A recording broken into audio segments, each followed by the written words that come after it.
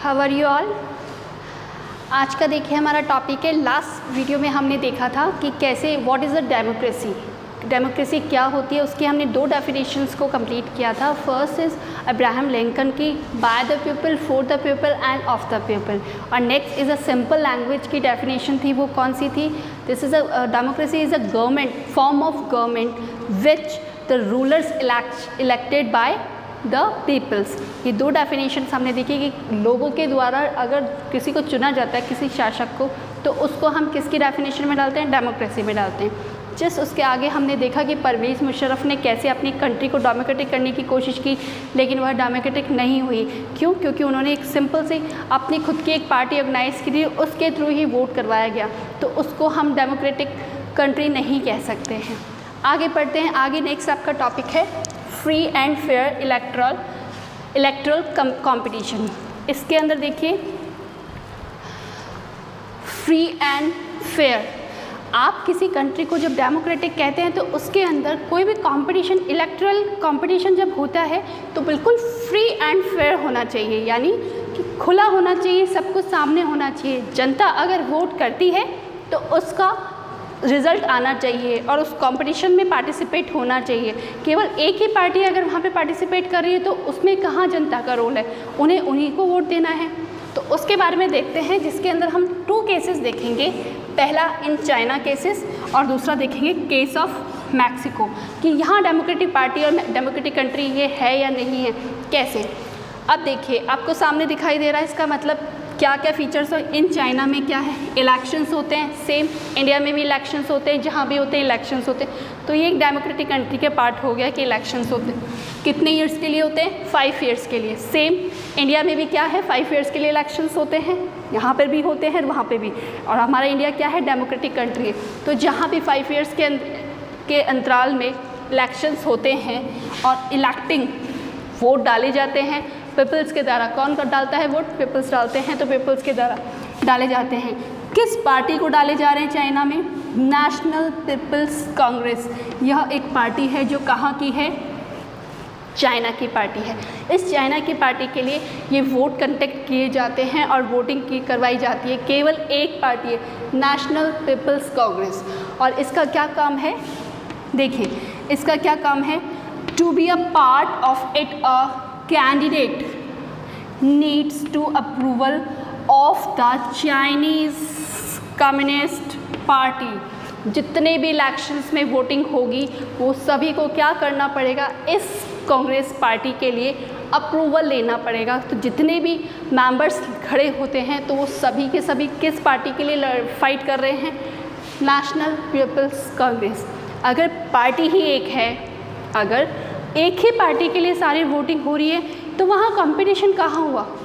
तो हमारा erectile competition वाली बात तो चाइना में रखी नहीं। यहाँ हमने कहा इलेक्शंस हो रहे हैं, सेम डेमोक्रेटिक कंट्री के जैसे 5 ईयर्स में हो रहे हैं, बिल्कुल राइट है। इलेक्टिंग है, बिल्कुल राइट है। बट सिंगल पार्टी है। इंडिया के एग्जाम्पल से समझते हैं। हमारे यहाँ पर कांग्रेस पार्टी है प्लस बीजेपी है, उसके अलावा 7 ग्रुप्स और हैं पार्टीज़ के, सभी में कॉम्पिटिशन्स होता है। और जब एक कंपटीशन में जब कोई कंपटीशन होता है तो कोई हारता है। 2014 में कांग्रेस की सरकार थी, आज लेकिन बीजेपी की सरकार है। तो ऑब्वियस सी बात है, जो हारने वाली है वो भी तो जीतने के लिए कोशिश करती है, और वो हारी है तभी दूसरी पार्टी का नंबर आया है। That's called a fair, free and fair electoral, जो कि इंडिया में है। चाइना में तो केवल और केवल 5 ईयर्स में इलेक्शंस हो रहे हैं, इलेक्टिंग हो रही है, कंडक्ट हो रहा है, बट एक ही पार्टी के लिए हो रहा है। और वो भी क्या करना पड़ेगा? चाइनीज़ कम्युनिस्ट पार्टी को क्या करना पड़ेगा? अप्रूवल लेना पड़ेगा इस पार्टी से। और जितने भी उम्मीदवार खड़े होंगे, निर्दलीय हो चाहे कोई भी हो, सब इसके अंडर में ही वर्क करेंगे। तो यहाँ डेमोक्रेटिक कंट्री क्या कहला पाएंगे स्टूडेंट्स? ये सब तो इसको भी हम क्या कहेंगे? ये एक डेमोक्रेटिक कंट्री नहीं, एक तानाशाह वाला कार्य वहाँ पे होता है चाइना में। सेकंड पार्ट अपन देखते हैं, इसको याद रखिएगा। To be a part of the candidates needs to approval of the Chinese Communist Party. आप चाहें तो नोट्स को लिख सकते हैं, आप जैसा है। तो ये बहुत ही शॉर्ट में आपको नेशनल पीपल्स कांग्रेस के बारे में डिटेल दी गई है। चलिए नेक्स्ट चलते हैं। Case of Mexico, same China की जैसे मैक्सिको में भी देखा गया, यहाँ भी डेमोक्रेटिक कंट्री कहा गया कि ये भी डेमोक्रेटिक कंट्री है। कैसे है डेमोक्रेटिक कंट्री देखते हैं। जैसे वहाँ पे एक नेशनल पीपल्स कांग्रेस ने अपनी सरकार बना रखी थी, सेम यहाँ पे PRI एक पार्टी का नाम है PRI। PRI का फुल फॉर्म है institutional revolutionary party. Again repeat, institutional revolutionary party, इसको शॉर्ट फॉर्म में कहते हैं PRI।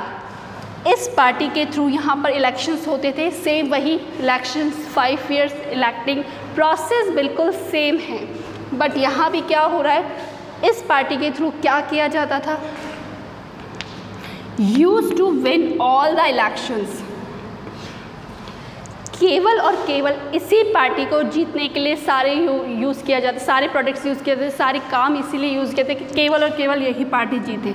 तो वही सेम चीज़ है जैसा चाइना में नेशनल पीपल्स कांग्रेस कर रही थी कि अपनी पार्टी को जिताना और अपनी ही पार्टी के लिए सारा वर्क होना है, सेम यहाँ पे PRI का भी यही वर्क है। तो use to win all the elections, जितने भी इलेक्शंस होंगे वो जीतना ही जीतना है। अगेंस्ट में कंपटीशन में जब दूसरी पार्टी ही नहीं है तो कोई और कैसे जीतेगा। अगर सपोज़ किसी एक एग्जांपल से समझिए कि अगर बच्चे ने स्कूल में रेस में कंपटीशन में पार्टिसिपेट किया, तो ये पूछा गया, बच्चा फर्स्ट आया और उससे पूछा गया अच्छा कितने लोग थे उसमें पार्टिसिपेट करने वाले तुम्हारे अलावा, जो तुम फर्स्ट आए? कोई भी नहीं था। तो क्या उसको फर्स्ट मानेंगे हम? सेम एग्जाम्पल यहाँ पर भी, पार्टी सिर्फ एक ही है तो ये ही विन होनी है, जितने भी मेंबर्स इसके लिए हो रहे हैं तो वो इसी पार्टी के लिए अप्रूवल ले रहे हैं। तो जनता क्या कर रही है, जनता वोट करेगी तो केवल और केवल किसके लिए करेगी, PRI के लिए करेगी। नेक्स्ट है PRI used many dirty tricks to win. अब ये PRI क्या करती है, अपनी टीम को जिताने के लिए 5 ईयर्स की प्लानिंग फिर से आने के लिए, कहीं जनता किसी और उम्मीदवार को ना चुन ले, इसके लिए ये PRI हर तरह के डर्टी ट्रिक्स को भी यूज़ करती है अपनी पार्टी को जिताने के लिए। तो इसको क्या हम डेमोक्रेटिक कहेंगे? नो, इसको भी डेमोक्रेटिक नहीं कहेंगे, क्योंकि यहाँ पर ये दोनों फीलिंग्स नहीं आ रही है, फ्री एंड फेयर वाली दोनों फीलिंग्स नहीं आ रही है। इलेक्शंस हो रहे हैं लेकिन फ्री नहीं है, आम जनता जो पीपल्स दे रही हैं वोट वो फ्री नहीं है और ना ही फेयर है। जब डर्टी ट्रिक्स को यूज़ करें तो वो फेयर कहाँ से होगी? तो दोनों चीज़ों में आपकी फेयर नहीं है। तो डेमोक्रेटिक जिसको दिख रहा था हमें कि स्टार्टिंग में कि ये डेमोक्रेटिक कंट्रीज़ हैं, लेकिन असल में ये डेमोक्रेटिक कंट्रीज़ नहीं हैं। तो इसके लिए तो ये दोनों चीज़ों के लिए ये लोग क्या किस मोटिव के लिए ये वर्क हो रहा है, स्पेशली होना क्या चाहिए डेमोक्रेटिक कंट्री के लिए, और democracy must be based on free and fair elections where those currently in power have a fair chance of losing।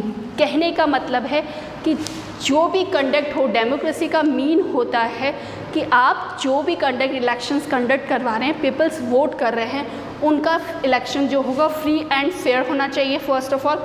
Second, जो करंटली में जो पावर है उसमें जो हार रहा है उसको भी बाद में वो पावर मिलनी चाहिए, कभी ना कभी तो वो भी जीते, एक ही एक कंपनी ना जीते। तो ये तब होता है जब एक साथ में बहुत सारे लीडर्स, एक साथ बहुत सारी पार्टीज़ कॉम्पिटिशन्स करती है, तभी तो इलेक्ट्रिकल कंपटीशन की फीलिंग आएगी उसके अंदर।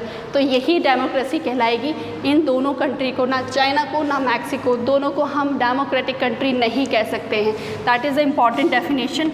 आप लिख लीजिए, इसको नोट डाउन कर सकते हैं आप लोग, इसको नोट डाउन कर सकते हैं, इसको नोट डाउन कर सकते हैं। ये एक मेन फीचर है डेमोक्रेसी का। क्वेश्चंस बहुत पूछे जाते हैं, चाइना से क्वेश्चंस आते हैं काफ़ी, आपकी मैक्सिको से भी पूछे जाते हैं, और एक्चुअल में ये लोग क्या होना चाहिए, what is a free and fair electric competition, तो आपका आंसर ये होगा। Again repeat, a democracy must be a based of free and fair elections where those currently in power have a fair chance of losing। जो loose हैं उन्हें भी fair chance मिलना चाहिए फिर से, तभी हम उस कंट्री को क्या कह सकते हैं, डेमोक्रेटिक कंट्री या डेमोक्रेसी तभी कहलाएगी। आई होप आपको आज का वीडियो समझ में आया होगा, सारे कॉन्सेप्ट क्लियर हुए होंगे। नेक्स्ट वीडियो में हम इसके आगे के पॉइंट्स लेकर आएंगे okay, till then bye bye students.